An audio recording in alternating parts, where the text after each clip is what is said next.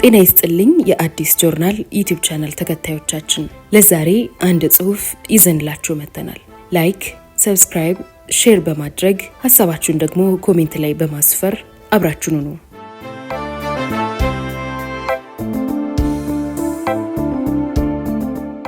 የደብረ ሊባኖስ ጭፍጨፋ። በገዳም ውስጥ ወታደሮች በዙ። በተከታታይ ክፍል እናቀርብላችኋለን።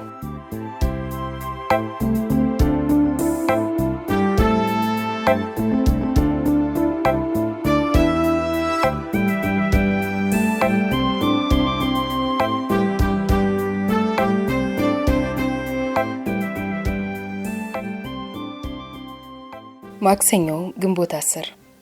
ከዚህ ቀደም እንዳየነው በ1929 ዓመተ ምህረት በግንቦት ወር የመጀመሪያዎቹ ቀናት ላይ ከደብረ ሊባኖስ በስተ ሰሜን አቅጣጫ የሚገኘው የመንዝ አውራጃ በግራዚያኒ አውዳሚ ጥቃት ስር ነበር። ጀነራል ማሌቲ የግራዚያኒን ያለ ርህራሄ ጨርሶ ማጥፋት የሚለውን ትዕዛዝ በመከተል ፍጹም ጭካኔ የተሞላበት መጠነ ሰፊ ጥቃት ማስፈጸሙን ቀጥሎበታል። ጀነራሉ በግንቦት 12 ሊፈጸም ወደ ታቀደው የደብረ ሊባኖስ ገዳም ጉዳይ ከመሄዱ በፊት በመንዝ አካባቢ የቀረውን ስራ አጠናቆ ለመጨረስ አቅዷል። ነገር ግን እዚያው መንዝ ውስጥ እያለ በገዳሙ የሚከበረው ክብረ በዓል የሚውለው ግንቦት 10 ነው የሚል የተሳሳተ መረጃ ስለደረሰው እቅዱን ለውጦ ኮስታና ቦግሌቲ የተባሉት ወታደራዊ ክንፎች የቀረውን የቅጣት እርምጃ ለማጠናቀቅ እዚያው መንዝ እንዲቀሩ አድርጎ ግንቦት 7 ቀን ወደ ሰላ ድንጋይ ሄደና በማግስቱ ደብረ ብርሃን ወደሚገኘው ዋና ማዘዣ ጣቢያ ደረሰ። ከዚያም 20ኛውንና 4ኛውን የቅኝ ግዛት ባታሊዮኖች በአዲስ አበባና በፍቼ መሃል ላይ ከደብረ ሊባኖስ በስተደቡብ ወደሚገኘው ጣሊያኖቹ ጉረኔ እያሉ ወደሚጠሩት ቦታ እንዲሄዱና በፍቼ ያለውን የጣሊያን ጦር እንዲያጠናክሩ ትዕዛዝ ሰጥቶ እርሱ ወደ አዲስ አበባ ሄደ። ማሌቲ በኋላ እንደተናገረው በዚያን ጊዜ ወታደሮቹ በጠቅላላ ለምን ዓላማ ወደዚያ እንደሚሄዱ ምንም የሚያውቁት ነገር አልነበረም። ይህም የሆነበትን ምክንያት ሲያስረዳ በደብረ ሊባኖስ ገዳም ላይ የሚደረገው ከበባ ያለምንም እንከን በታቀደው መሰረት እንዲሳካ እስከ መጨረሻው ሰዓት ድረስ ፍጹም ሚስጥራዊነቱ መጠበቅ ነበረበት። ስለዚህም ለረጅም ጊዜ ሲታቀድ የቆየውን የደብረ ሊባኖስ ገዳምን የማውደም ተልዕኮ ሲፈጸም ከታቀደበት ቀን 2 ቀናት አስቀድሞ ሰኞ ግንቦት 9 ጀነራል ማሌቲ ለዚሁ ጉዳይ ወደ ፍቼ ሄደ። በቀጥታ እርሱ ከሚመራው ጦር በተጨማሪ 12ኛው 51ኛው 52ኛውና 56ኛውን የቅኝ ግዛት ባታሊዮን ወታደሮችና 23ኛውን ብረት ለበስ ጦር አደራጀ።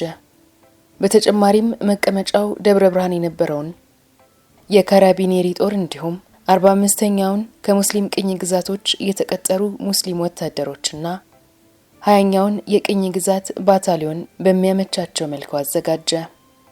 ጀነራሉ እግረ መንገዱን በፍቼ በኩል ሲመጣ ጣሊያኖቹ ጉልተኔ ገዳም ሚካኤል በሚለው ስያሜ የሚጠሩትን ገዳም መነኮሳት ገድሎ ስለመጣ የደብረ ሊባኖስ ካህን ላይ የታቀደውን እርምጃ ለመውሰድ እጁን አፍታቶ የተሟሟቀና የተደሰተ ይመስል ነበር። በማግስቱ ግንቦት 10 ከጠዋቱ 2 ሰዓት ላይ ጀነራል ማሌቲ ወታደሮቹን ከፍቼ ወደ ደብረ ሊባኖስ እንዲዘልቁ አዘዘ። በተመሳሳይ የገዳሙን ዙሪያ ለመክበብ ሲያደራጀ የነበረው በኮሎኔል ጋሬሊ የሚመራውም ጦር ወደ ገዳሙ ተጠጋ። አፈጻጸሙም ከፍተኛ ዝግጅትና እርስ በርስ ቅንጅት የተደረገበት ነበር። በጊዜው ከነበሩ ወጣት ዲያቆናት አንዱ የነበሩት መምህር በየነ ገሜ ስለነበረው ሁኔታ ምስክርነታቸውን ሲሰጡ 9 ከባድ መኪኖች ወታደሮችን ጭነው ወደ 20 በሚጠጉ የጣሊያን መኮንኖች እየተመሩ ወደ ገዳሙ መጡ።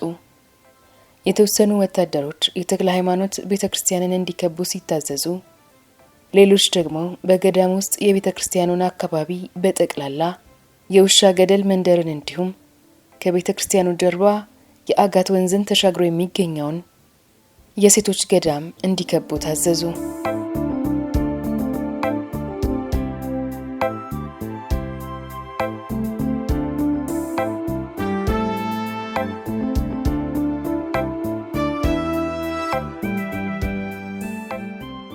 ከዚህ በተጨማሪ ሌላ ባታሊዮን የገዳሙን ዙሪያ ገባ። ማለትም ከቤተ ክርስቲያኑ ጀርባ በሚታየው ቀጥ ያለ ዳገት አፋፍ ላይ የተወሰኑ ወታደሮች ሲመደቡ፣ ሌሎች ደግሞ በቤተ ክርስቲያኑ ፊት ለፊት ባለው ሜዳ ጫፍ ገደሉ አፋፍ ላይ ሆነው ወደ ታች የስጋ ወይንም ሸለቆ የሚታይበትን አካባቢ እንዲጠብቁ ታዘዙ።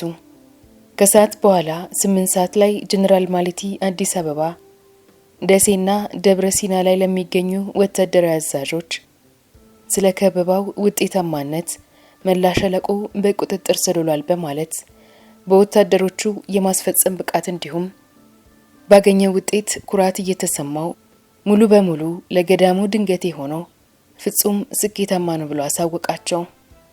እንደ መምሬ በየነገሜ ምስክርነት ጣሊያን የሾማቸው አዲሱ ጸባቴ ወደ ገዳሙ የመጣውን ወታደራዊ አዛዥ ከቤተ ክርስቲያናቸው ወጥተው ደጅ ላይ ረዥም ዕድሜ ለርሶ ሞት ለጠላቶ እያለ በክብር ሊቀበሉት፣ እርሱ ግን በምላሹ ጸባቴው ስለ እርሱ ብዙም እንዳይጨነቁና ይልቁንም በገዳሙ መኖሪያ ቤቶች እየተዘዋወሩ ሁሉንም ነዋሪዎች ወደ ቤተ ክርስቲያኑ እንዲመጡ ያደርጉ ዘንድ አብዛኛው ጸባቴም እንደታዘዙት አደረጉ።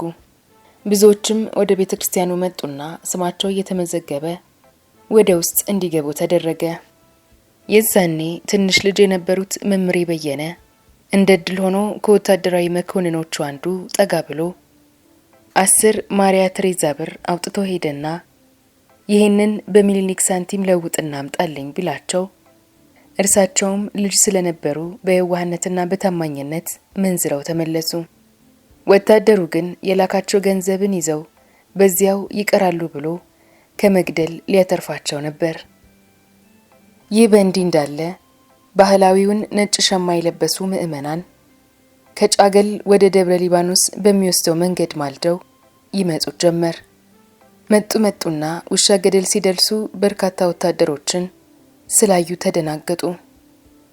ነገር ግን ወታደሮቹ የመጡት ለበዓሉ ክብርና ድምቀት እንዲሁም ለገዳሙ ስጦታ ለመስጠት የመጡትን የጣሊያን መንግስት ተወካዮች ደህንነት ለመጠበቅ ነው በሚል ማታለያ ተነገራቸው። ቤተ ክርስቲያኑ ጋር ሲደርሱም ወታደሮቹ እያንዳንዳቸውን እየፈተሹ ሲያስገቧቸው ለደህንነት ጥንቃቄ ይመስል ነበር። ወደ በኋላ የሚመጡ ሰዎች ግን ገዳሙ በወታደሮች ተሞልቶ ሲያዩትና ለመግባት ሲያንገራግሩ የፍተሻው ጠባይ ተቀይሮ ክፋትና ኃይል ይታይበት ጀመር። ቀኑ እየመሸ ሲሄድ የተሰበሰቡ ሰዎች በእርግጠኝነት ጉዳዩ ከመደበኛው ሰላም ማስከበርና ደህንነት ጥበቃ በላይ ሌላ ዓላማ እንዳለው ሳይገባቸው አልቀረም። አዲስ የሚመጡት ሁሉ ስማቸው እየተጠራና እየተመዘገበ እንዲገቡ ሲደረግ ቤተ ክርስቲያኑ እየሞላ መጣ። ማንም እንዳይወጣ ደግሞ የባንዲ ሚሊተሪ ወታደሮች በሩ ላይ በተጠንቀቅ ይጠብቃሉ። በገዳሙ ቅጥር ግቢ ይኖሩ የነበሩ ቀሳውስትና መነኮሳት በወታደሮች ታጅበው እየመጡ ቤተ ክርስቲያኑ ውስጥ እንዲገቡ ተደረገ። ይህ ሲሆን ታዲያ አንዳንድ ርህራሄ የተሰማቸው ሙስሊም ወታደሮች ወደ ገዳሙ እየመጡ የነበሩትን ሰዎች ቤተ ክርስቲያኑ ጋር ሳይደርሱ በፊት ተጠግተው በሹክሹክታ ወደ ውስጥ እንዳይገቡ ቢያስጠነቅቋቸውም የሚሉትን ባለመረዳትና ችላ በማለት እንደያመጣጣቸው ወደ ቤተ ክርስቲያኑ ሰተት ብለው መግባታቸውን ቀጠሉ።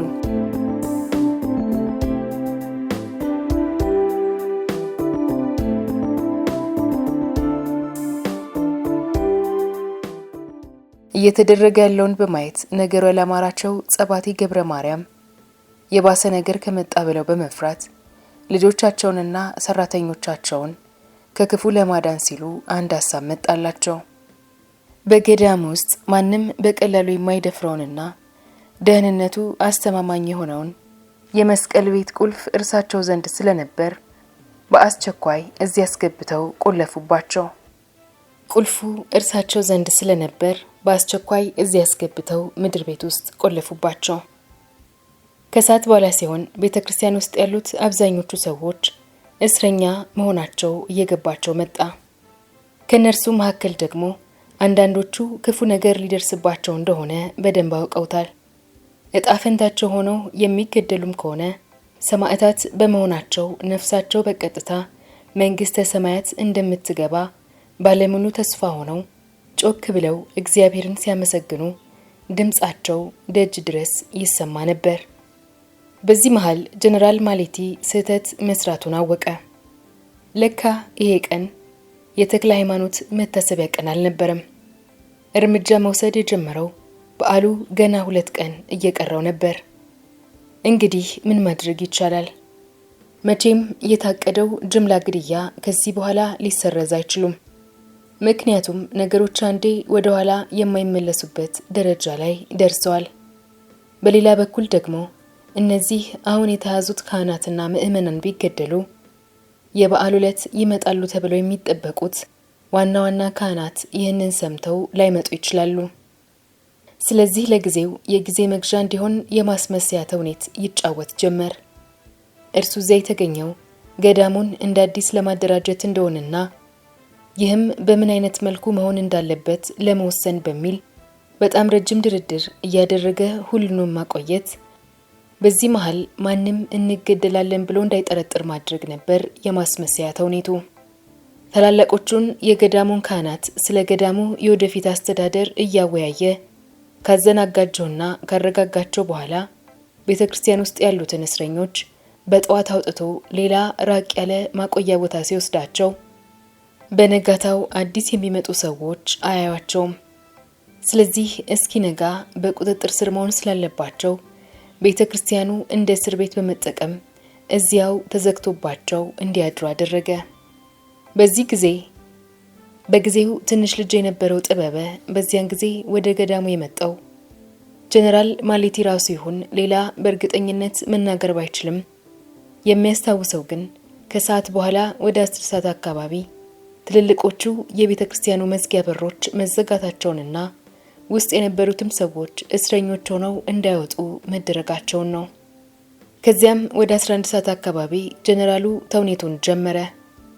ይህንንም በጻፈው ጽሑፍ ውስጥ እንዲህ ብሎ ገልጾታል። በደብረ ሊባኖስ ገዳም የተክለ ሃይማኖት መታሰቢያ በዓል የሚከበረው በግንቦት 10 ሳይሆን በግንቦት 12 ስለሆነ ወታደሮቻችን የጀመሩትን ስራ ለሌላ ጊዜ እንዲያስተላልፉት ቢደረግ የታቀደለት ግብ ሳይመታ ሊጨናገፍ ስለሚችል በ10 ሰዓት ላይ እኔው ራሴ ገዳሙ መሃል ጊዜያዊ ጣቢያ አቋቁሜ ተቀመጥኩ። ከዚያም ከ1 ሰዓት ቆይታ በኋላ ለዘብ ባለ ትህትና ካህናቱ እኔ ዘንድ እንዲመጡ ጥሪ ያደረግኩላቸው።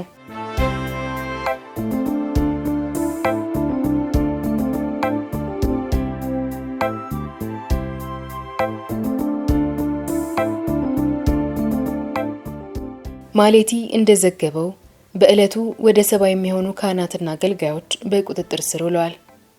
ከነርሱም መካከል አዲስ የተሸሙት የገዳሙ ጸባቴ አባ ገብረ ማርያም ወልደ ጊዮርጊስም ይገኙበታል። ጀነራሉም ለቃለ መጠይቅና ውይይት አባ ገብረ ማርያም ወልደ ጊዮርጊስንና መጋቢ ወልደ ሚካኤል ጫፋን ሲጠሯቸው እነርሱም ጀነራሉ ገዳም ውስጥ በተተከለው ጊዜያዊ የማዘሻ ድንኳን ውስጥ የነበሩትን ባልደረቦቹ የሚጠይቋቸውን ጥያቄዎች ለመመለስ ፈቃደኛ ሆኑ። በመቀጠልም ግራ የሚያጋባው ስብሰባ ይደረግ ጀመር። ጀነራሉ ለገዳሙ ያለው ተቆርቋሪነት ለሁለቱ አባቶች መነኮሳት እየገለጸ እርሱን በማይመለከተው ዝርዝር ጉዳይ የገዳሙ የዕለት ተዕለት እንቅስቃሴ ውስጥ ሁሉ እየገባ ይወስን ጀመር። አንጋፋ መነኮሳትና ቀሳውስትን የሥራ ድርሻና ኃላፊነት እየሰጠ ሾመ። ይህንን እያደረገ በመሃል ሌሎቹ ብዙሃኑ እኛን ለመቀበል ባለመምጣታቸው ቅር ብሎኛል፣ ለምንድን ነው ያልመጡት ይላቸዋል።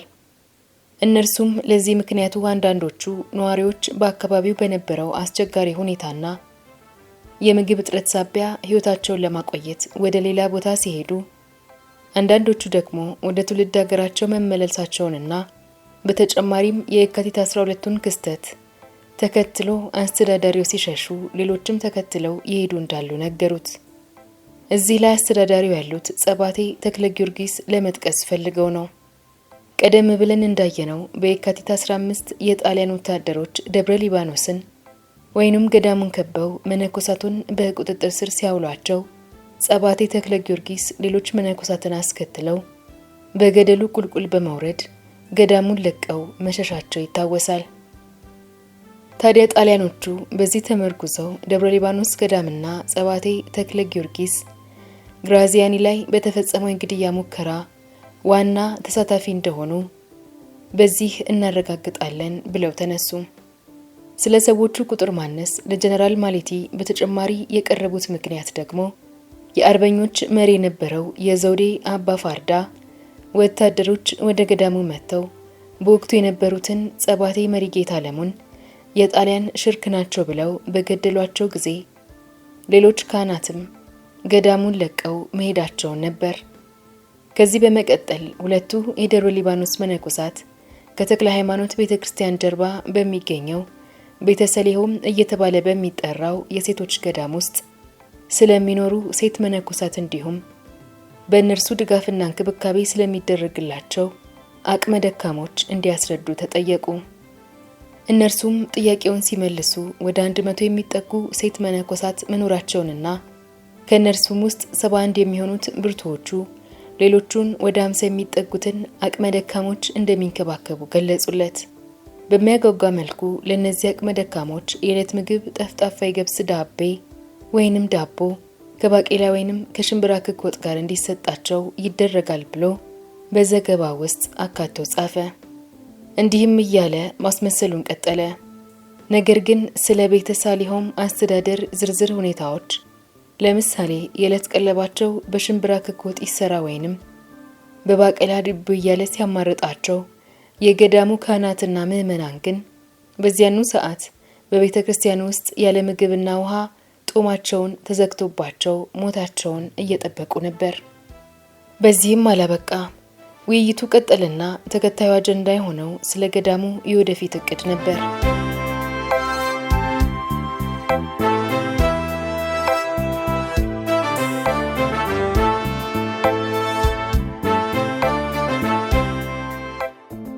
ለገዳሙ አስተዳደር የተቆረቆረ በመምሰል የተክለ ሃይማኖት ቤተክርስቲያን አምልኮተ እግዚአብሔር አገልግሎትን ለማስቀጠል በ12ቱ ሐዋርያት ተምሳሌ ተደረገና 12 መነኮሳትን መርጦ የአስተዳዳሪዎች ጉባኤ ሰየመ።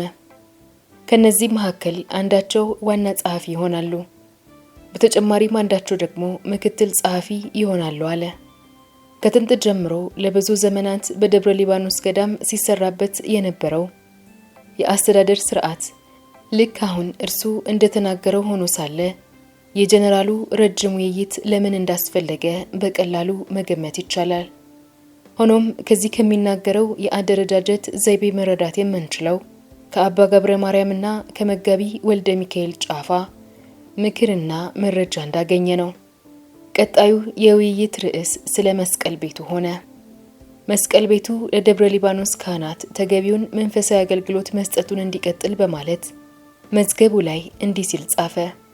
መስቀሉን ጠብቆ ለማቆየትና አምልኮታዊ አገልግሎትን እንዲያስቀጥል በማለት በቦታው ላይ ያሉትን ካህን በዚያው ኃላፊነታቸው እንዲቀጥሉ ወስኛለሁ። በማስከተል ጀነራሉ ክህሎት ወይንም ዕውቀት ስለሚጠይቁት የገዳሙ አገልግሎቶች በጥልቀት እንዳሰበበት በመምሰል ለገዳሙ አገልግሎት ውጤታማነትና ቀጣይነት አስፈላጊ ለሆኑት እንደ ገንዘብ ያዥ፣ አስፔዛ መዳቢና ቤተ መጻሕፍት ኃላፊ ለመሳሰሉት ስራዎች በጥቅሉ 4 መነኮሳት ይመለመላሉ።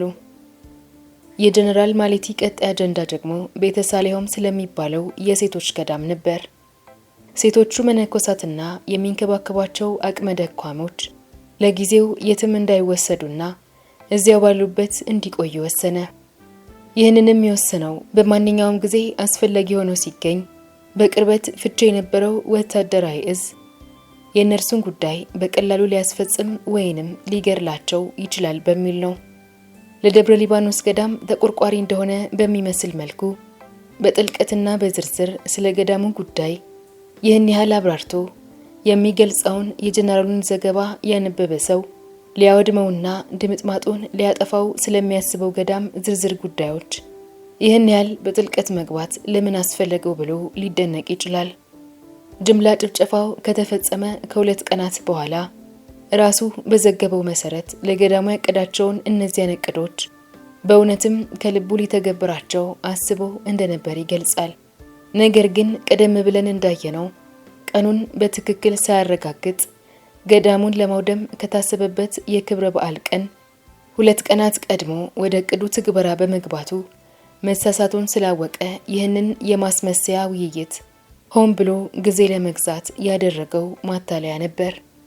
ሆኖም ግን ይህ ማታለያ ያቀረበው ለመነኮሳቱ ብቻ አልነበረም። ዘገባውን ሲጽፈው በቀጥታ በቴሌግራም ለግራዚያኒ ብቻ እንዲደርሰው ሳይሆን ሌሎችም እንዲያዩት እንደ መግለጫ አድርጎ ነበር የጻፈው። እንዲህ ማድረግ የፈለገው ራሱን የተረጋጋና ሚዛናዊ ወታደራዊ አዛዥ አድርጎ ለማቅረብ ሲል በቅን ልቦና የገዳሙን ችግር ለመፍታት ወደ ገዳሙ እንደሄደ እንጂ በሄደበት ጊዜ የደብረ ሊባኖስ ገዳም መነኮሳትን ወንጀለኛ አድርጎ አስቧቸው እንዳልነበር ለማስመሰል ነው። ነገር ግን ከዘገባው የመጀመሪያ ረፍተ ነገር መረዳት እንደሚቻለው በገዳሙ ላይ የተሰጠውን ተልዕኮ ከታሰበው ጊዜ ቀድሞ የጀመረውን በዚያው እንዲቀጥል መታዘዙን ይናገራል እንጂ ትዕዛዙ ገዳሙን ማውደም እንደነበር በዘገባ ውስጥ የትኛውን ቦታ ላይ አልተጠቀሰም። ይህንን ያደረገው ምናልባትም የቅኝ ግዛቶች ሚኒስትር የሆነው ሌሶና ግራዚያኒ በሚያጠፋው ጥፋት ኢትዮጵያን የሚያስተዳድረውን የጣሊያን አስተዳደር ተወቃሽ እያደረገው ነው ተብሎ መከሰሱና ሙሶሎኒም ግራዚያኒን ከወኪል ሀገረ ገዥነት ስልጣኑ አንስቶ በሌላ ሊተካው እንደሆነ ጭምጭምታ ሰምቶ ሊሆን ይችላል። ስለዚህ አዲስ ሹመት ካገኘ የራሱን እድል ለመሞከር አሊያም ከግራዚያኒ ጋር አብሎ ላለመወቀስ ሲል መሸምጠጥ ያዋጣዋል። ለጓደኛው ግራዚያኒ ታማኝ ቢሆንም እንኳን ለሮማ ጠቆም ማድረግ የፈለገው በግራዚያኒ ካልታዘዘ በስተቀር ማንንም የመግደል ፍላጎት እንደሌለው ነው።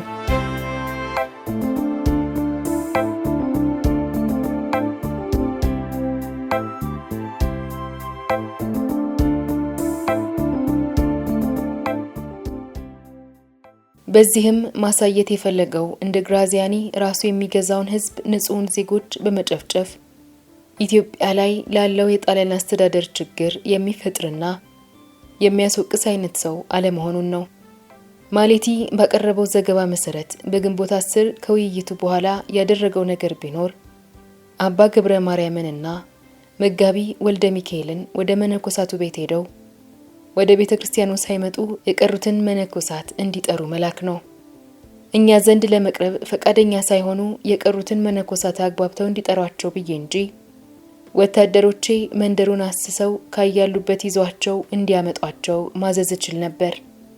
በድጋሚ ራሱን ከፍ አድርጎ ሚዛናዊና ምክንያታዊ አዛዥ ስለሆነ የመጨረሻ አማራጭ ካልሆነ በስተቀር ንጹሃን ዜጎች ላይ ኃይል የመጠቀም ፍላጎት እንደሌለው ለማሳየት ፈለገ። በዚያን ጊዜ ወደ ቤተ ክርስቲያኑ ሳይመጡ ቀርተው በኋላ እና አባ ገብረ ማርያም እንዲጠራቸው ከተላኩባቸው ሰዎች መካከል ዲያቆን አክሊሉ ገብሬ አንዱ ነበሩ። እርሳቸውም በሰጡት ምስክርነት ሰዎች በየስማቸው እየተጠሩ ሳለ የኔም ስም ተጠራ። እኔ ግን እስሩንም ስቃዩንም አስቀድሞ ደርሶብኝ ስላየሁት ስሜ ሲጠራ አቤት ብዬ ብቅ አላልኩም። ታስሬ ነበር ሲሉ በየካቲት ወር ላይ ገዳም ውስጥ በወታደሮች ከተያዙ ከ50ዎቹ ሰዎች ጋር ታስረው ይሆን ወይንም ሌላ ጊዜ ማወቅ ባንችልም ብቻ ያኔም ተርፈዋል። በዚህኛውም ጊዜ ድምጻቸውን አጥፍተው ሸሽተው በማምለጥ ከመገደል ተርፈዋል።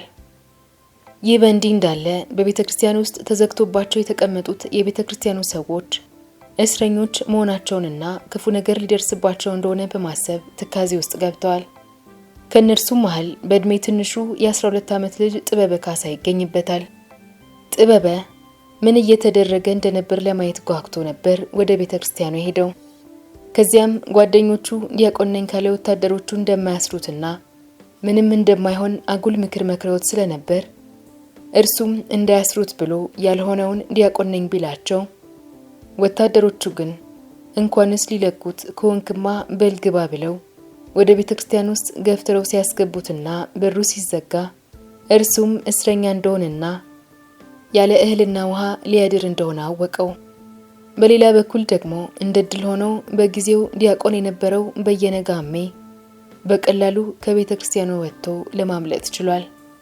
ቀን የጣሊያን ገንዘብ እንዲመነዝር ልኮት የነበረው የጣሊያን ወታደር ምሽት ላይ ሲመጣ ዲያቆን በየነን ያየውና በምልክት ሲለምነው ወታደሩ ማዘነለትና በሩን ከፍቶ ውጣ ቢለው ብቻዬንም አልሄድም ብሎ ከእርሳቸው ጋር ነው የሚሄደው ብሎ አንድ መነኩሴ ሲያሳየው ወታደሩም ጥሩ ሰው ነበርና ሁለቱንም አስወጣቸው።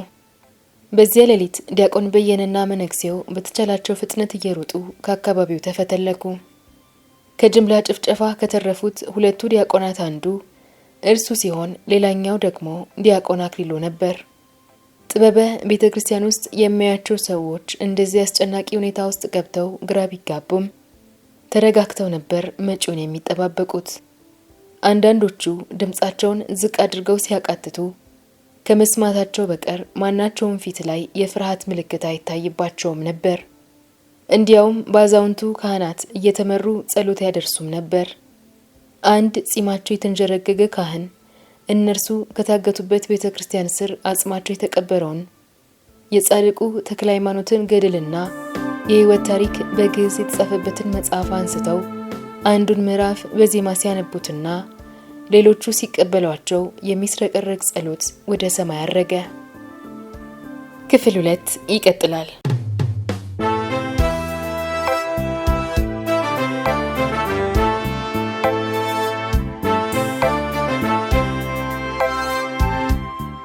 የዛሬ ታሪካችን እንዴት ነበር? ከወደዳችሁት ላይክ አድርጉ። ሐሳባችሁን ኮሜንት ላይ አስቀምጡልን። ሰብስክራይብ ማድረጋችሁንም እንዳትረሱ።